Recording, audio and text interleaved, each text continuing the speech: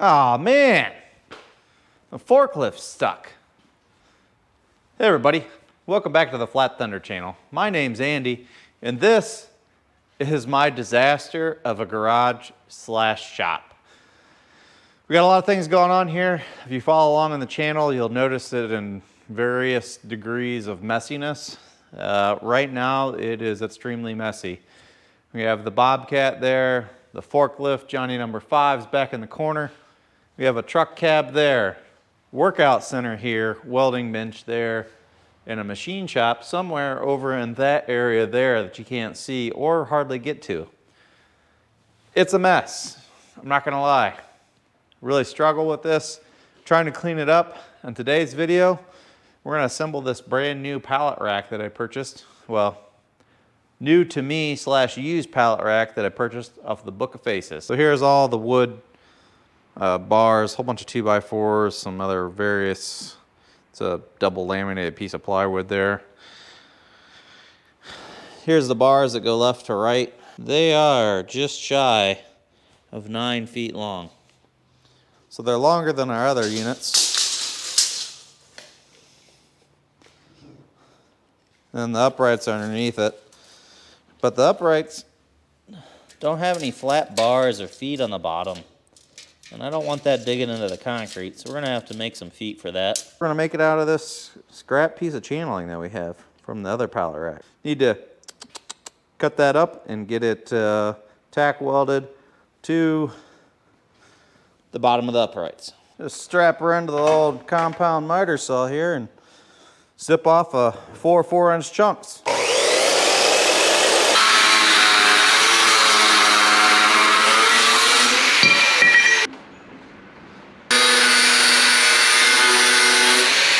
Found that the best gloves to wear when working like this is ones with holes in them.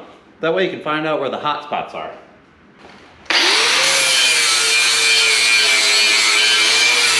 We got the wheel of death out.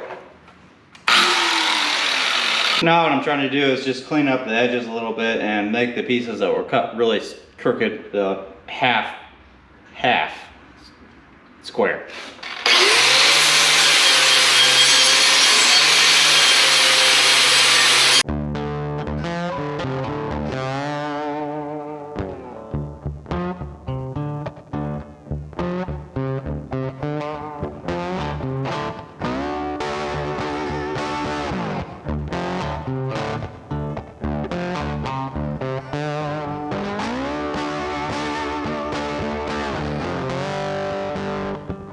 That was way more work than what it needed to be. At first I was just gonna stick it down in between the C channel of this tubing, but then I got to thinking that it would hang out 3/4 of an inch on each side, and then it would probably hit stuff on it trying to position stuff around on the floor. So didn't want to deal with that. Now we're just gonna be able to put it up in there and bias it on the inside.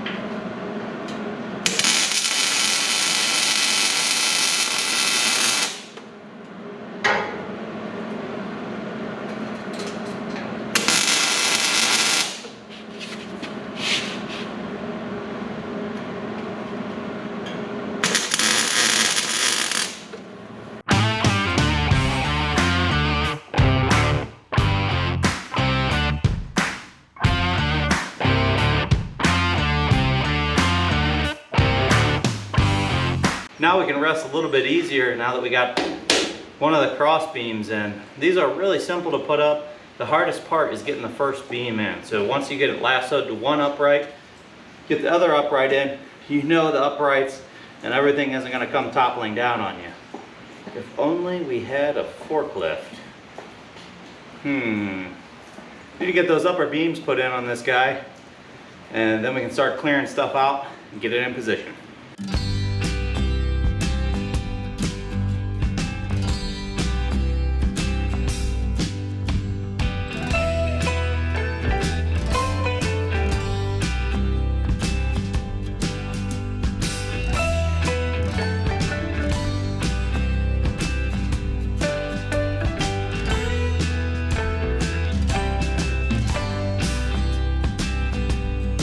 I don't know if you could tell or not, but old Johnny number 5 here has been trapped in the corner for a long time. I didn't even charge the battery. I left it on there, and she kind of got stuff piled on her and around her.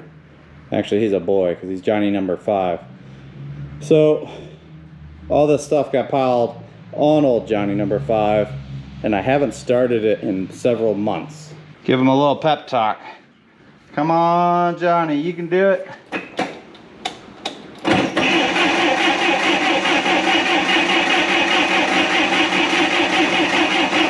Come on, buddy. Woo-hoo-hoo! He did it!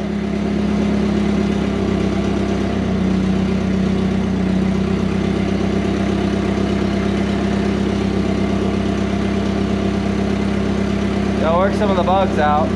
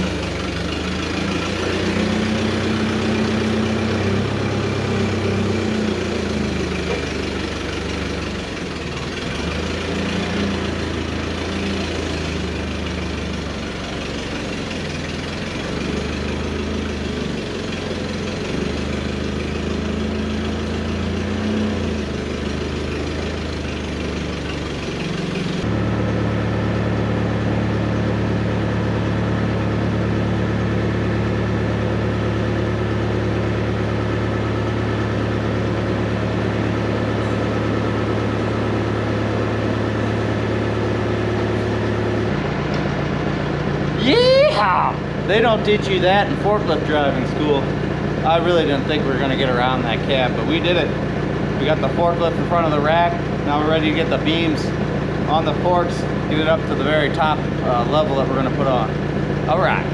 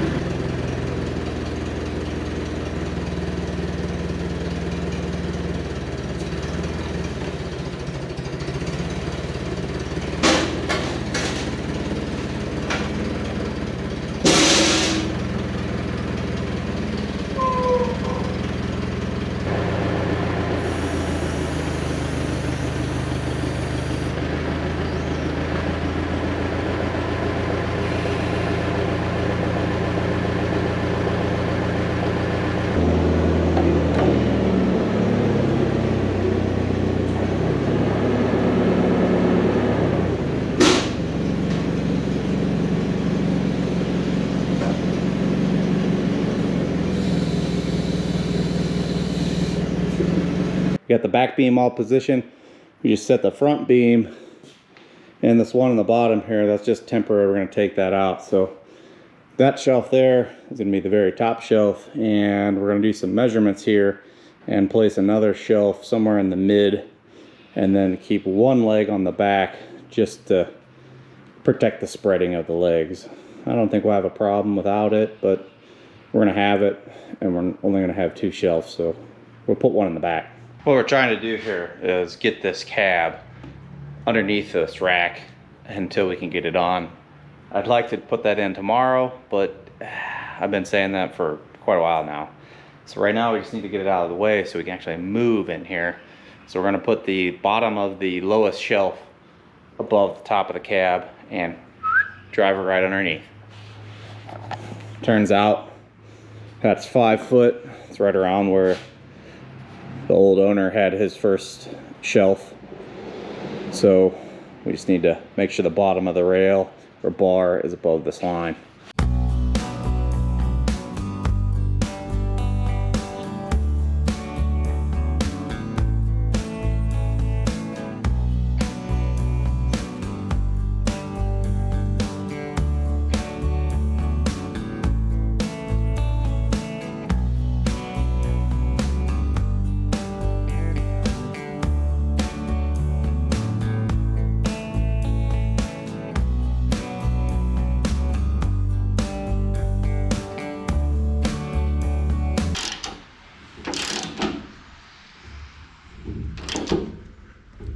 All right, we got the upper shelf in, the middle shelf here, and then the tie beam at the bottom. We just finished tightening up all the bolts here, and we're ready to put in the wood slats. We have a huge pile here of wood slats to bridge the distance from the front to back. We're gonna pop those in, and then we gotta move all this crap here that's in the road out of here to wheel the rack in. Here we go. All right, right, wrong, or indifferent. We got all of the material that was on the floor here being stored on the floor on the rack. Now you're probably saying, hey, you gotta move the rack in position. Well, we got a forklift, so this probably isn't the right way to do this, but we're gonna go ahead and pick up the rack with all the material that we loaded on it and try to drive it on into this space right here. Hopefully that works, because that would allow us to move it easier in the future as well.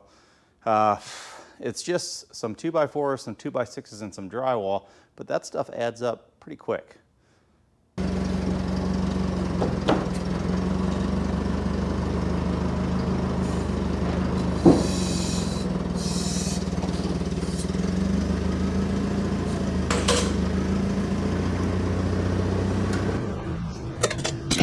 And we're up, all right.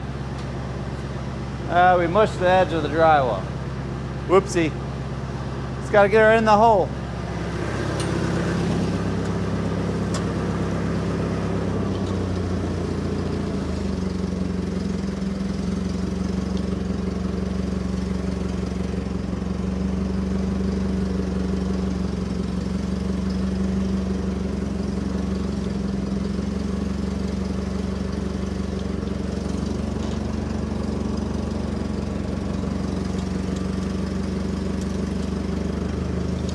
She's in position, just fits. We got like a finger width on each side. I don't know, maybe 3/4 of an inch-ish. She's tight. Now, let's try to get the cab under there.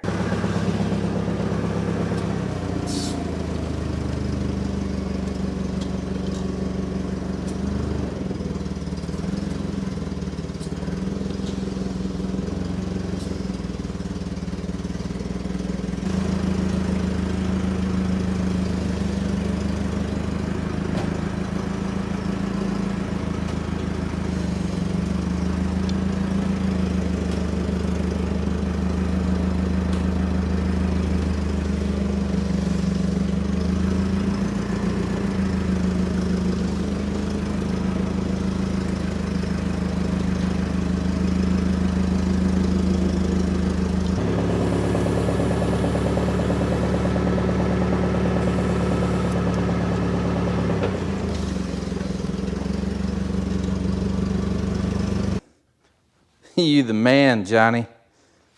Oh, hey.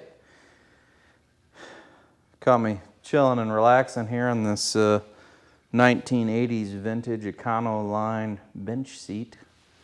I've been carting this thing around for years, probably just for this moment right now, right here. Usually everything is so crowded in here, you can't sit on this bench seat. Now I can kick back, I can relax, I can see everything, I can walk. That's important, being able to walk around in here. Wow. I can access the saw, I can access the new drill press, I can move that out of the way, I can access the building supplies and construction materials, and we can also pull down the old wheel horse up there if we need to. This is great. I am super happy with this. I mean, look at this.